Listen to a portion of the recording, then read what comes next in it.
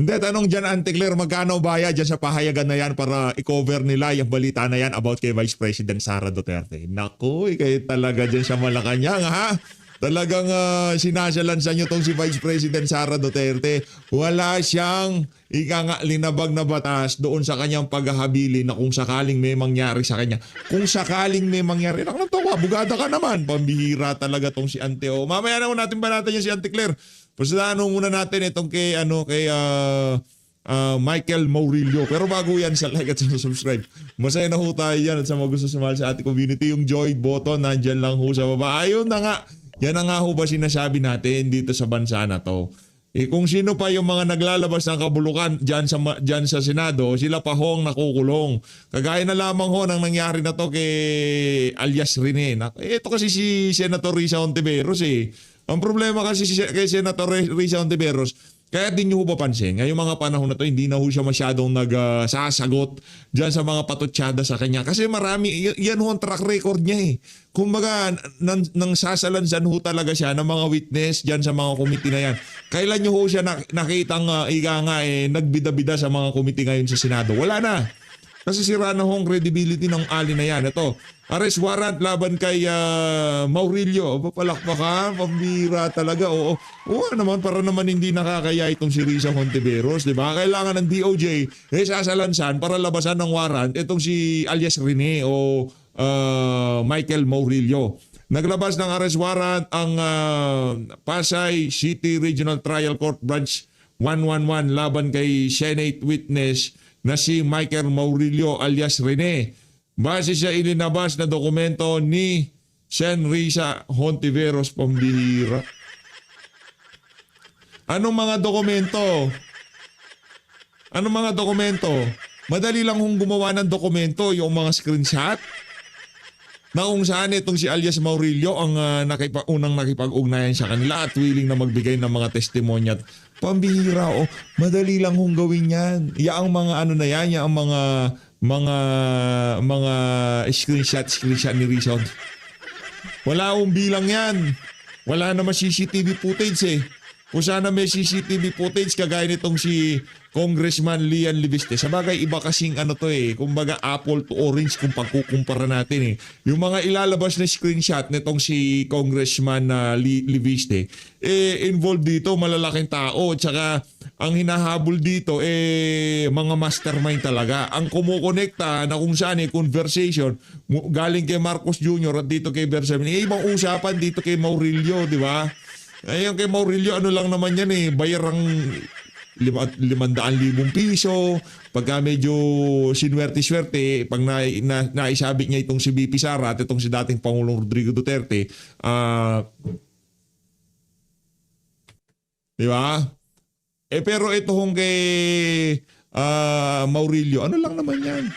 Yung mga ebidensya ni Risa Hontiveros, hindi ko pa ho nakita pero sigurado ako na talagang mas maraming dapat na ipaliwanag itong si Risa Hontiveros kumpara dito kay alias Rene. Inireklamo ng Department of Justice, DOJ pa nagreklamo, kumbihira naman. Inano ba kayo ni Michael Maurilio? Si Maurilio ng cyber libel kaugnay ng akusasyon niyang sinuhulan umano siya ni Hontiveros para tumistigo sa investigasyon ng kay Kingdom of Jesus Christ founder Pastor Apollo Kibuloy sa Senado. Ay, nga ho mga kababayan.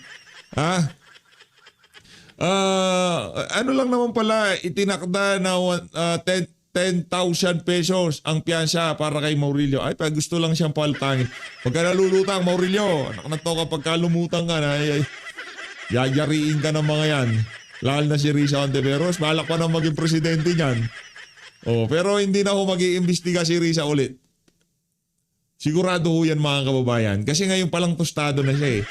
Wala na akong gusto maniwala sa mga sinasabi niya. Kaya naman, punta na ho tayo sa pinsan itong si Risa. Kay Auntie Claire naman ho tayo ngayon. Auntie Claire! Irina, GMA News. Hey! Si Ivan. Good afternoon, Yusek. Kagabi po ay biniro ni Ms. Sharon Cuneta, ang Pangulo, na tila nagkamali siya sa pagpili ng kanyang running mate ng tumakbo. What did the President have to say about that? Sa tingin nga ba ng Pangulo ay nagkamali siya sa pagpili ng running mate? Kung yun po ang opinyon ni Ate Shawi, ni Ms. Sharon Cuneta, At malamang karamihan sa ating mga kababayan ay yan din po ang Ika lang. Karamihan.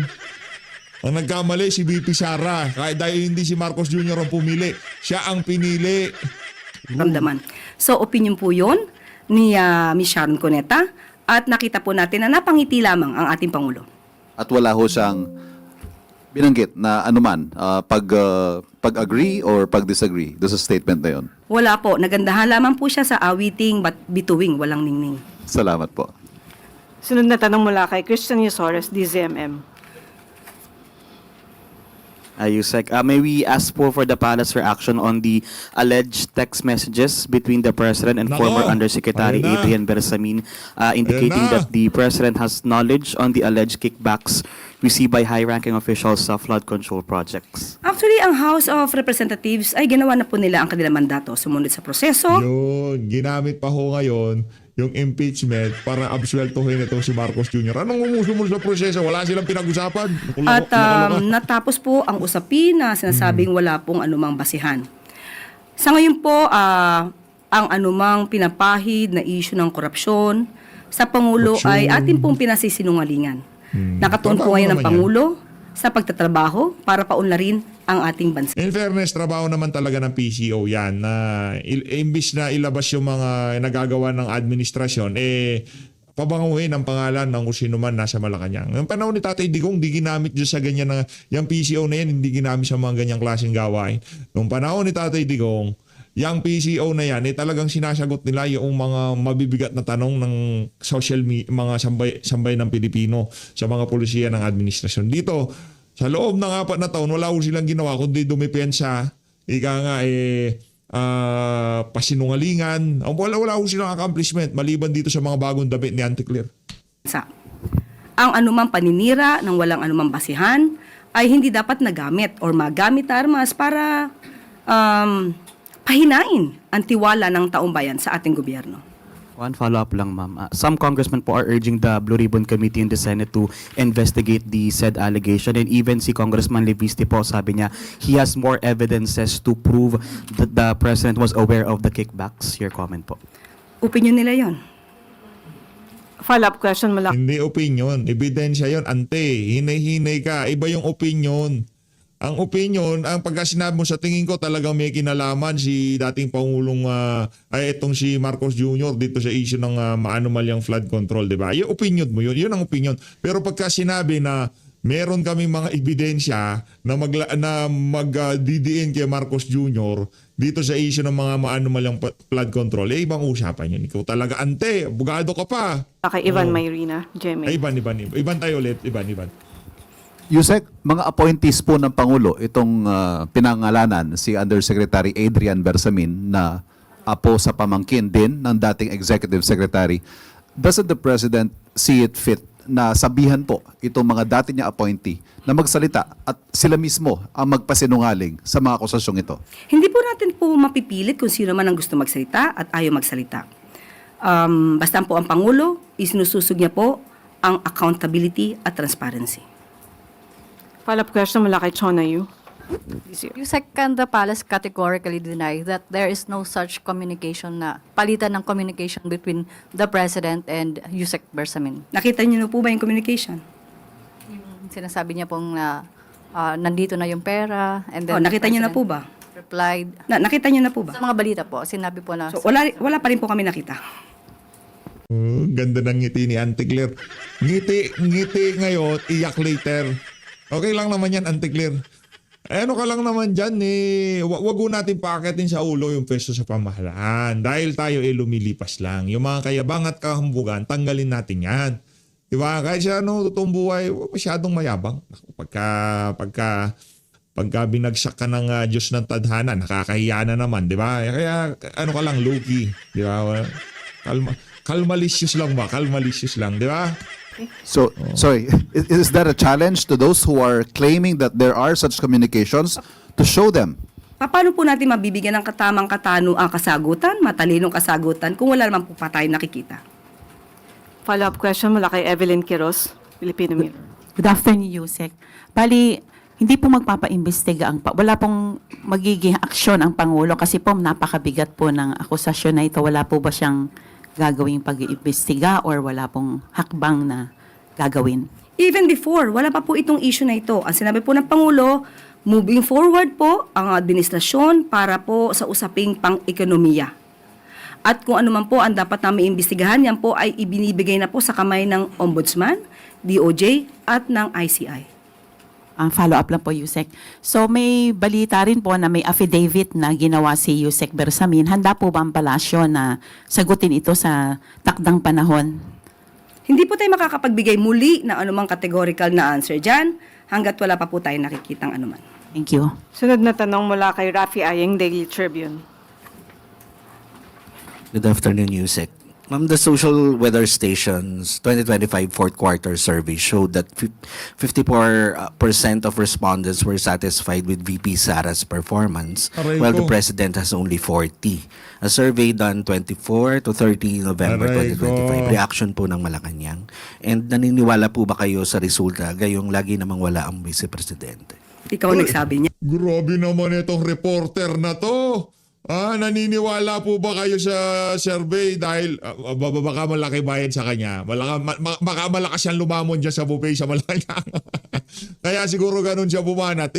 Malamang sa malamang. Kayong mga taga Malacanang press cartel, mga prostitute kayo, huwag kayong masyadong magpahalata. Dahil pinapanood kayo ng sambahin ng Pilipino, pambihira, tanong na lang dadagdagan mo pa.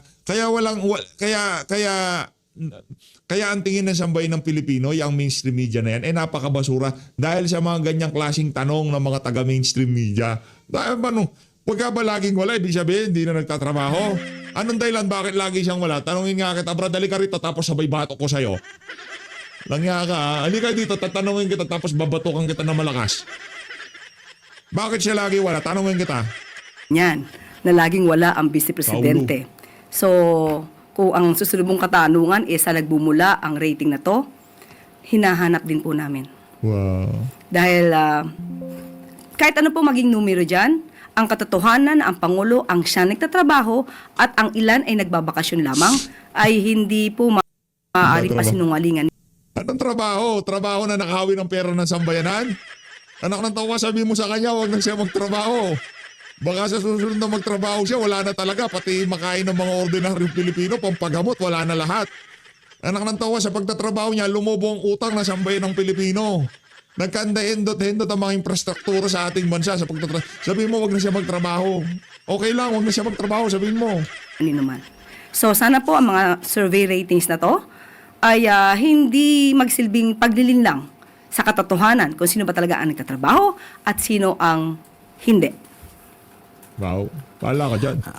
Last na lang po. Ma'am, yung Ramadan will be start. Ito, mukha pa lang, may pahigaw-higaw pa tong unggoy na to. Halika dito, Brad, ugutin ko yung higaw na yan para magtatanong ka na lang, yung tanong lang, huwag ka na magdagdag.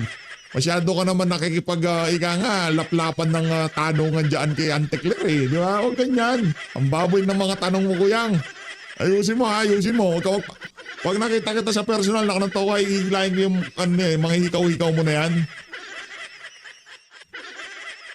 Ringdong. Starting February 18, maglalabas po ba ng declaration ng Palace na isang holiday ito? I-update ko po kayo kapag po nasa atin na po ang anumang order or announcement. Sunod na tanong mula kay Samuel Medinilla, Business Mirror. Good afternoon po, ma'am. Magtatanong lang po kami kung ano po yung na-discuss during po dun sa meeting ni President Marcos sa regional council meeting po dun sa Region 9 po. Opo, napag-usapan nila, nag-focus po sila sa mga proyekto. Nandito po ang sasabing Zamboanga Fish Port Complex na maaari pong matapos na ngayong taon. Napag-usapan din po ang malapit pong matapos. In 2 years matatapos po ang Sindangan Bayog Lakewood Road, Improving Growth Corridors in Mindanao Road Sector Project, Daang Maharlika Improvement, Western Nautical Highway Network Improvement, and coastal roads along Rock Dive-In, Crystal Azul Mar, Love, Pangpang, and Sola Beaches. At ang nais po ng Pangulo at inutos po niya, lalong-lalo na po sa DepEd na i-prioritize po ang mga education and skills training, pati po ang pagtapos ng mga proyekto na siyang magpapaangat sa buhay ng Pilipino, makakapag-improve sa education at magkaroon po ng modernisadong agri-fisheries development projects. Follow-up lang po, ma'am. Doon po sa mga projects na yun, wala pong binigay si President Marcos na gusto niyang matapos before mag-SONA siya sa July po. Ang nais po na malamang po itong hindi po natin na malalaman kung ito'y matatapos before the SONA.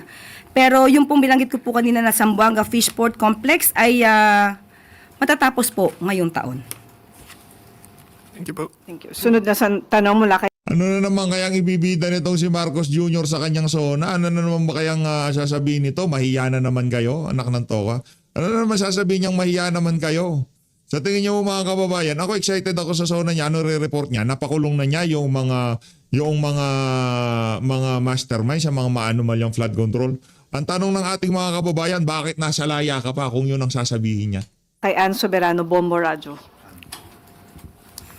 Yusek, good afternoon po. Yusek, kahapon nagsimula na po yung public consultation ng Kamara sa panukalang Anti-Political Dynasty Bill. Ano po yung reaksyon ng Malacanang? May rekomendasyon po ba ang palasyo para maging inclusive po ang public consultation? Nung nabanggit po ito mismo ni Senator Riza Hontiveros sa LEDAC at nalaman po niya na nagkoconduct na po ng public consultation, ay natuwa po ang Pangulo dahil ang nais po ng Pangulo ay maisabatas po ang nasabing bill, Anti-Political Dynasty Bill, dahil yan din po ang nais ng ating mga kababayan. Ma'am, follow up. Sakali pong hingin na maging urgent bill, sisertipikahan po ba ito ng Pangulo? Kapag ka po naibigay na po yung version ng dalawang kongreso, para po malaman kung dapat po ba itong i-certify as urgent, depende po yan sa provision, makakaasa po kayo dyan. Salamat, ma'am. Sunod na tanong mula kay Julie Baiza, 1PH. Hi, Yusek. Good afternoon po. Si Vice President Sara Duterte naniniwala daw po na may mga nagawang impeachable offense ang Pangulo. Una raw po yung pagpirma sa budget na alam daw ng Pangulo na galing sa bill na may mga blank pages at meron daw pong insertions. May sagot po ba ang palasyo? Unahin niya na po muna yung mga kaso niya bago niya tignan ang kaso ng iba. Ano bang kaso ni VP? Ano bang kaso ni VP? Wala naman siyang kaso. Wala naman siyang kaso. Hindi pa nga nare-refer sa yung impeachment na inihain sa kanya ng mga taga-makabayan eh. Ano bang kaso? Wala akong alam ng kaso ni VP ah. Kahit yung mga banat sa kanya, wala akong nakikita ng kaso. Sinabi din po niya, Yusek, na impeachable offense din daw po yung Grabe, ang ganda ng mekanismo ng administrasyon, di ba? Pag sasagot lang kay VP Sara, magbabayad pa tayo sa kanila. Alam niyo ba sino nagpapatakbo dyan sa ng press briefing na yan? Pilipinas, sambay ng Pilipino. Di ba? Kawawa ho sambay ng Pilipino dito sa mga nangyayari na to. hindi yung isang opisyal kapag natatanong ng competency at kapag may nagsasabi daw na gumagamit siya ng illegal na droga. Unahin niya po yung sarili niya. At siguro mas maganda itanong niya yan sa kanyang ama. Sunod na tanong mula kay Tristan Nadalo, Okay. Newswatch Plus. Good afternoon, Yusek. Basta alam ko dito si dating Pangulong Rodrigo Duterte, ngayong mga panahon na to, healthy siya. Ngayong mga panahon na to, oo, nasa The Hague, Netherlands siya. Yun na, totoo naman yun eh. Wala namang problema doon. Yun ang realidad eh. Ang sigurado ko dito, healthy si dating Pangulong Rodrigo Duterte. Ang amo mo ba healthy? Diba? Si dating Pangulong Rodrigo Duterte nakakulong doon, pero wala siyang sakit sa bituka. Diba? Yun naman ang kagandahan noon. Si dating Pangulong Rodrigo Duterte ngayong mga panahon na to, oo, malayo siya sa pamilya niya, pero wala siyang sakit sa bituka. Yun lang. Same po galing po sa naging interview ni Vice President Sara Duterte. She recently expressed concerns about the state of our country. Ang sabi niya po when she was asked about her plans for 2028, hindi niya direktong masagot yun because meron pa daw bang Pilipinas na pag-uusapan sa taong 2028. Lubog tayo sa basura, sa korupsyon, lubog tayo, walang maipagmamalaking big development development at baka magising na lang daw po isang araw na walang maayos na gobyerno at magulong bayan. Ano po ang pananaw ng palasyo dito sa ganitong klaseng assessment from the Vice President? Unang-una, masasabi natin ang Vice Presidente ay bulag. Bulag. Hindi niya nakikita kung ano ginagawa ng Pangulo. Kanina lamang Ano po ay bang ginagawa? Gusto rin naming makita, sambahin ng Pilipino, walang nakikita, kaya sadsad ang approval at trust rating ng amo mo. Di ba? Ano ba yung ginagawa? Sabihin nyo, pakita nyo kasi sa amin. Di ba? Pakita nyo sa sambahin ng Pilipino. Gusto namin makita, pero maging kami, wala naman kaming makita. Oh, pakitaan nyo kami. Ngayon, kung ang sagot nyo kay VP Sara, wag siyang bulag. Lahat na lang ng sambahin ng Pilipino, lahat na lang sumasagot sa mga tag dito, sa mga survey, ibig sabihin bulag, hindi nila nakikita ang tinatrabaho nitong bangag na presidente na to. Wag ganun. Ang pangit naman nun, Anticler, ayusin mo yung mga yung mga sagot mo sa mga tanong sa'yo, ha? kababanggit natin kung ano magandang proyekto ng Pangulo patungkol sa ating transportasyon, patungkol sa ating edukasyon. Nananatili siyang bulag dahil malamang ay hindi niya pinanonood or ayaw niyang panoorin kung ano nagaganap na katotohanan sa mga ginagawa ng Pangulo at ng administrasyon ngayon. Nakakalungkot lamang dahil yan ay galawang Duterte, Kalawang Duterte. showing the characteristics of an emotional vulture. Isang buitre. Buitre, yeah. Nagpapanggap na concern Oh. sa kalagayan ng bansa when in fact she admitted that she doesn't want to help the president. Paano mo tutulungan? Anong tulong na gusto mong gawin niya pagka sinabi ni Marcos Jr. na mag-insert siya ng 5 billion sa budget ng Department of Education? Papayag siya kagad, gano'n? Yun ba ang gusto mong tulong na gawin nitong si Vice President? Sira ulo ka ba, Ate Claire? Okay ka lang? In his projects for the country. Drama, pero walang gawa. O yan. Okay lang. Ba, at Another least- question. Okay lang yan. Wala nang problema yan. Di naman makakataas sa survey ng amo mo yan. Kahit na ano sabihin mo, ante, kulelat pa rin ang amo mo. Follow-up lang po. In response naman to your statement sa kanya noon nung tinanong po siya, tinanong po kayo about yung claim niya po about the senators. At the end of your statement, you said just tell it to the Marines. Ang sabi po ni Vice President Duterte that your earlier, yung statement niyo po ay hindi na dapat pinapakinggan at pinapansin dahil daw po buong mundo nakikinig sa statement niyo at nagdadala raw po kayo ng kahihiyan. Unang-una, meron ka pala, hindi ko pala nasagot yung sumunod mong tanong kung meron pa bang bansa, right? Meron pa ba tayong bayan sa 2028? Yun muna yung unahin natin. Ang kanyang sabi ay malamang wala nang maging bansa or Pilipinas sa 2028. Kung ang kanyang hula ay magkakatotoo, malamang mangyayari yan kung ang isang leader na iboboto sa 2028 ay isang Manchurian candidate. Manchurian. Isang puppet na isang bansa Wow. kung saan maaaring ipamigay ang ating yaman, ang ating karapatan sa ibang bansa. Push lang, ante. Push lang. Kaya yan. Ante Claire, kaya yan. I-push mo lang yan. Manchurian. Puppet daw si VP Sara. Hindi na yung tipong para sagutin mo pa tong si Ante Claire. Huwag na. Anong pagtawanan na lang ho natin Meron siya? po na naging tugon. Pagtawanan natin si Ante. Dati, ang dating Pangulong Duterte na maaari tayo or gawin tayong probinsya na isang bansa. So, kung isang Manchurian candidate ang ating boboto, baka nga maging probinsya tayo ng isang bansa. Huwag naman po sana. Patungkol to sa Good luck. nakakahiya Pag naging presidente na si VP Sara, good luck. po. Okay. Una-una po, Yarita, Ante. ang pagsasalita or pagsasabi ng katotohanan na siya ay nagiging source ng fake news, yan po ay katotohanan. Marami na po tayong beses na nagsabi na siya ang source ng fake news. At nandyan po, ulitin po natin para malaman po nating kababayan. Nandyan po yung kinuwento niya about sa altered police blotter ng Yan. Beverly Hills na pinost pa, most probably ng kanyang kaalyado na si Mr. Bobby Tiglao. Nandyan din po ang mga AI-generated videos Nako. na napasinu... Ang dating parang sinusundot sa pit yung amo mo, ganon? Yung mga AI video. Tayo nga ho dito, di na natin pinapatulan yung mga video na yun. Dami naman kasi pwedeng pag-usapan, yung pa mga nakakadiri, anak ng toka. Papalikod, ganon? Nungalingan na. At yan ay galing sa kanyang mga kaalyado Usually nanggagaling pa sa mga maisog. So hindi po nakakahiyang magsabi ng katotohanan. Ang nakakahiya po ay umaming may kakilalang assassin at handang magpapatay ng Pangulo, ng First Lady.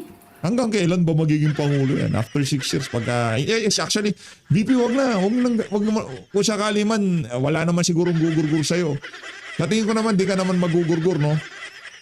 Huwag nyo nang galawin si Marcos Jr. Di ba? Kawawa naman ano na yan. Gabi-gabi na lang nahihirapan yan sa karamdaman niya. At ng dating House Speaker. Ang nakakahiya po ay hindi gumalang sa order ng court at manuntok ng sheriff. Bawal po yan sa batas. At ang nakakahiya din po ay gumamit ng mga fake na AFP certificate para sa Youth Summit para palabasin na yung 15 million na mula sa Confi Funds ng DepEd sa pangunguna ni VP Sara ay ginamit di umano sa Youth Summit na pinasinungalingan po mismo ng AFP. At gumamit pa ng abogado sa katauhan ni attorney. Yan yung mga ano nila. Yan yung mga script nila sa impeachment. Ilinalabas na ho ni Auntie Claire.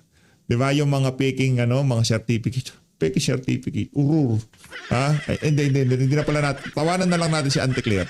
Michael Powa para mapagtakpan ang paggastos sa 15 million confidential funds.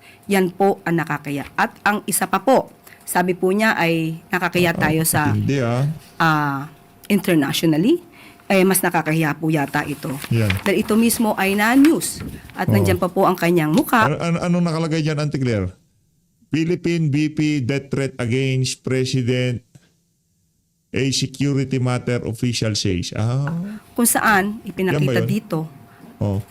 Isang vice-presidente Oh. nag-threaten with her assassin laban sa Anong with her assassin? Wala namang with her assassin. Diba? Ang sinabi lang niya, pag may nangyari sa akin. Pangulo. Mas nakakahiya po ito. Mura, itong taga News Watch Plus, tsaka itong si Auntie Claire, may usapan. Tanong mo, sagot ko ha. Ito yung tanong, ready na yung mga visual aid ko. At Galing. muli, Ay, sinasabi ito, nakasalamin, taga News Plus Watch PH yan eh. Ano na ako, okay na ako, paldo na ako nun, okay na ako dun. kung ganito lang po rin lang ang ating magiging leader, mag-isip-isip po tayo. Good luck. Follow-up question mula kay Yan Max ang magiging Moratillo, leader natin. Net25. Hi, Good luck, ma'am. Auntie Claire. Regarding din po dun sa sinabi ni VP Sara sa isang interview, ang sabi niya ay kung magkakaroon pa raw ba ng eleksyon sa 2028 kasi kaduda-duda daw po yung galawan ng administrasyon ngayon. Mag-iisip ka, bababa pa ba ito? Hindi, may mangyayari bang eleksyon o wala na? Thank you po. Yan pa, yung mga ganyang klaseng pananalita, manggagaling mismo sa vice-presidente, alam naman niya po kung ano ang sinasabi ng batas. Ano? Abogado siya. Oh. Sana ginagamit naman po niya ang kanyang pananaw, hindi lamang sa paninira, hindi lamang sa paggawa ng intriga. Well, anyway, batid natin na ang sarili niyang ama mismo ay magaling gumawa ng intriga. Baka ganun po ang naging pananaw niya rin sa buhay. Sunod na tanong mula kay Luisa Cabato, Inquirer.net. Good afternoon po, Yusek.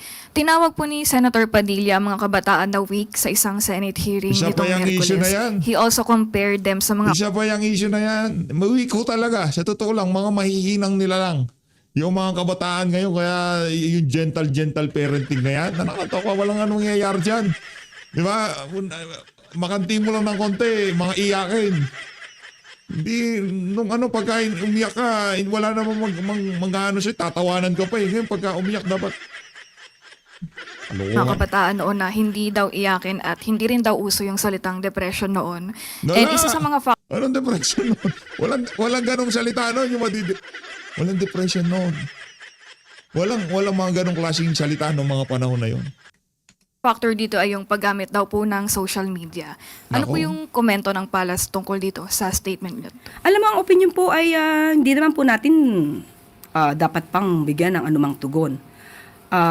Mahinang nila lang. Malamang lamang po ay mayroon lang gustong iresolba ang senador sa mga issues ngayon, pero in general, hindi po naman dapat nating sabihin na ang ating mga kabataan ay mahina. Mahina sila ngayong mga panahon na to. Ako na ang nagsasabi sa inyo mga kababayan, mahina. Kaya ako wala akong gentle parenting. Sabihan mo ng mga masasakit na salita. Kung ano yung pagpapalaki sa'yo, ganun pagpapalakin mo ganun. Kasi paglabas sila ng bahay, doon sa totoong mundo, wala naman yung realidad na ipinapakita sa social media, yung mga yung mga kabataan, di ba? Yung mga anak na mayayaman, yung mga vlogger. Hindi totoo yun. Lahat yun, puro kalokohan yun. Di ba? Kaya yung mga napapanood nila sa mga teleserye o kung ano pa man, ina-apply nila sa wall, hindi totoo yun. Meron director doon.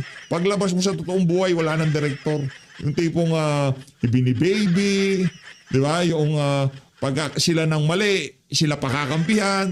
Ngayon, pagka hindi mo kinampihan, madidepress. Kalokohan mo yun. Walang ganun.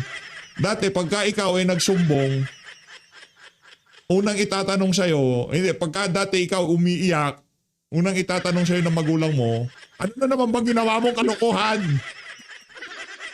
Di ba? Ngayon, pagka umiiyak, anak, ba't ka umiiyak? Ano nangyari? Kaloko-loko. Napakalaking kalokohan.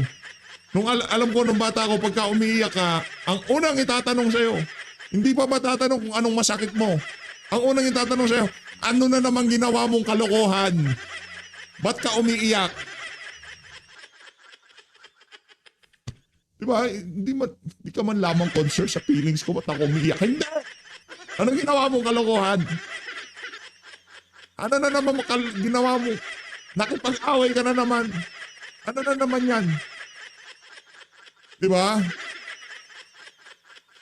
Tsaka madalang ka lang nun, tatanungin kung anong gusto mong ulam. Pagka may sakit ka, yun lang. Pero ngayong mga bata, dapat ganito, dapat hindi pwede. Anong nakahain, yun ang kakainin. Diba? Uy, kaya ang daming mga mahihinang nila lang ngayon, yung mga bata. Naku, mga weak. Naniniwala ako sa sinabi na yun ni Senator Robin Padilla. Iba yung build ng mga naunang bata doon sa mga build ng mga bata ngayon.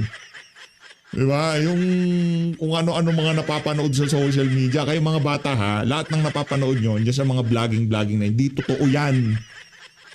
Diba? Yung mga, minsan yung mga life coach, di totoo yan. Ginugood time lang kayo ng mga, piliin nyo rin yung mga papanoorin, yung mga papakinggan nyo. Yung mga teleserye, nako, nakakaboboy, huwag yung papanoorin yan. Hindi maganda yan. Ang kabataan ang siyang pag-asa ng bayan. Dapat manatili sa puso natin. Paano natin magiging pag-asa kung pinapakinggan nila si Auntie Claire? Kaya naman, ilayo nyo ho yung mga anak nyo dito kay Auntie. Sa isip natin, itong aral ni Dr. Jose Rizal na ang kabataan ang siyang pag-asa ng bayan. Kaya nga, Bakit ninakaw yung pondo ng Department of Education kung pag-asa pala ng bayan ng mga kabataan? Bakit gustong nakawin ng panahon ni VP Sara? Ante, ba't gustong nakawin? Loloko mo na naman ang ako. Pangulo, pinagbubuti ang mga programa para sa edukasyon, pangkalusugan, lalong-lalo na sa mga kabataan. Kung meron pong gustong iresolba si Senator Robin Padilla, siguro tignan na lamang po natin kung ano ba talaga yung nais niya para sa kabataan. But what are the Ako nais ko sa mga kabataan ngayon, simple lang. Wag kayong magdodroga. Yun lang, tapos sa usapan.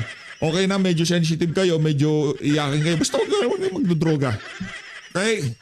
Kahit na medyo iyakin kayo, medyo mahihinang nila lang kayo, basta lumayo kayo sa pagdodroga, wag kayong gagayahin tong presidente na to. Approve na kayo dyan. Wag kayong mag-aalmusal ng tsongke. Approve yan. Di ba? Okay na ako dyan. Walang problema. Senator Robin, hayaan mo na yung mga kabataan ha. Basta wag lang silang magdroga kagaya ng presidente natin. Okay na tayo dyan. Hindi naman tayo nagsabi nagdodroga siya. Si Amy Marcos, di ba? Hindi pa naman niya pinapasinungalingan. Hindi pa siya nag-hair follicle test. So anong assumption natin? Di ba? Na talagang gumagamit siya ng tsongke sa umaga. implications of such statement coming from a senator to those who are already struggling from depression since it was mentioned sa hearing po? Mahirap pong manghusga kung ano ang magiging implikasyon nito. Siguro tignan na lamang po natin kung ano ba talaga ang nasa isipan at puso ng butihing Senator Robin Padilla. Yan. Huling tanong mula kay Alvin Baltasar, Radyo Pilipinas. Yusek, good afternoon po. Yusek, hindi ko alam kung napanood niyo po yung bahagi nung sinabi ni VP Sara na Di ba kayo nagbubog kay VP Sara? Bugbog sarado na siya dyan. Tinanong lang si VP Sara, 2-3 tanong sa administrasyon. 30 minuto na tayo nagkukwentuhan dito. VP Sara lang nag-uusap. Okay lang kayo? nagbigay siya ng mensahe patungkol sa Valentine's Day sa inyong dalawa ni Pangulong Marcos. Aba, At ang paglaplapan sila, ganon.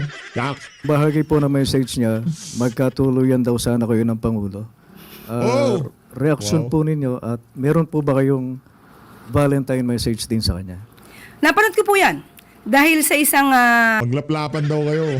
Yak. Supilyo muna kayong dalawa, ha? TV network ay tinranslate yung kanya sinabi sa lingwahe na Tagalog. So napanood po natin yan kung paano pa siya tumawa na may halong mali siya ang dating sa aking pananaw. So, ganito po bang leader tulad ni VP Sara ang dapat nating hangaan Siyempre. at dapat nating ilagay sa pedestal? Ba't puro 2028 ka? Sagutin mo muna yung ano mo, yung mga banat sa'yo ni VP. Ba't pagiging vice presidente pa rin ang banat mo? Huwag ganyan, ante. Sagutin mo yung mga banat sa'yo. Huwag mong pakialaman yung 2020. Kung di ka rin lang naman tatakbo, huwag ka nang bumida, di ba? Dito ko natatapusin. Mamaya na tong si Sir Eddie Solidar. So, Luis, maraming salamat to sa pag-support sa Page Update. Mag-ingat po kayong lahat. Mahal natin Pilipinas. Declare, ha?